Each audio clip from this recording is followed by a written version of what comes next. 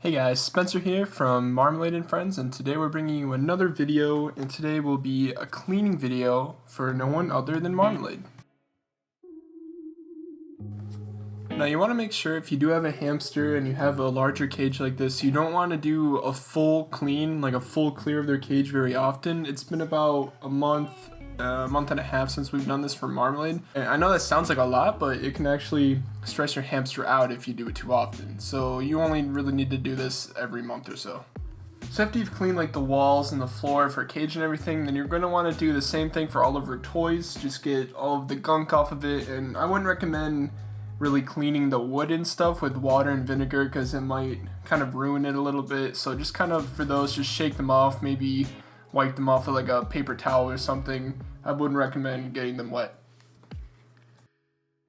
Before we start putting all of her stuff back in, we're going to of course fill up the cage with some of her bedding. I like to use the brand Carefresh, but really any of like the small, it almost looks like shredded paper almost, but just the wood chips aren't as great for hamsters. I like to use that for my mice, but for the hamsters I like the kind of like cottony like paper bedding, and Carefresh is probably my favorite brand. So this next part is pretty fun. You just get to throw all the bedding in there and kind of shake it around. The hamster will kind of like unbed it a little bit, but you want to get it started for them so they have more to like crawl around it and stuff. So this is fun. You just get to dump all the bedding in the cage and you get to go in there and kind of play with it for a little bit.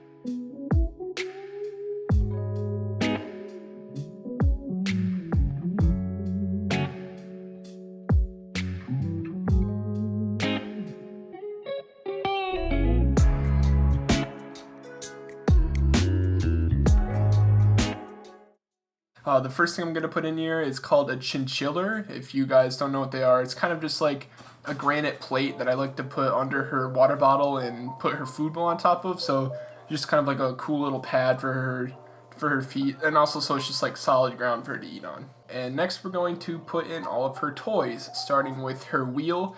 I don't know if the brand name of this wheel is called Silent Wheel, but that's kind of what it is. It's a wheel because she likes to run a lot at night, so we got her a little silent wheel so she can keep going. And gotten a lot of toys for Marmalade over the past few months that we've had her, but her favorite three seem to be these two little balls that we have. They both kind of like rattle and make noise, and one of them is chewable, so she likes that one a lot.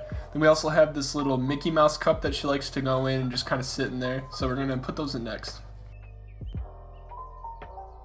Next I'm going to put in these cool little wooden bridges that we have. They're kind of like made out of like logs, and they're bendable so you can make little tunnels for your hamster.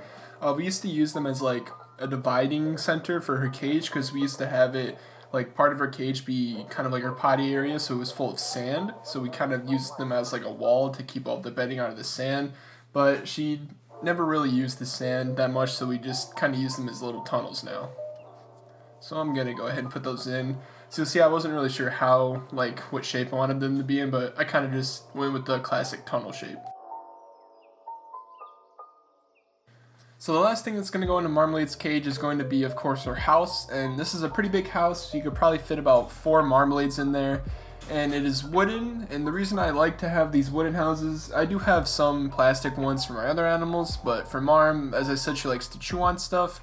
And you guys can see kind of at the bottom there's some like chew marks there, so I just like to give her wooden house, and also it was just the biggest one at the store. So this last step is probably the most important one, so make sure you don't miss out on this one. You're going to want to get your hamster.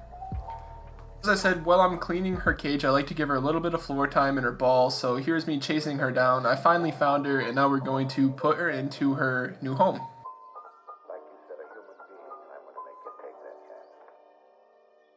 So yeah, that is pretty much all I have to say. If you guys did like this video, or if you even found it useful, please give it a like and maybe subscribe, and we'll be posting more videos about Marmalade and all of the other animals soon. But for the last few seconds of this video, just enjoy Marmalade getting used to her new home.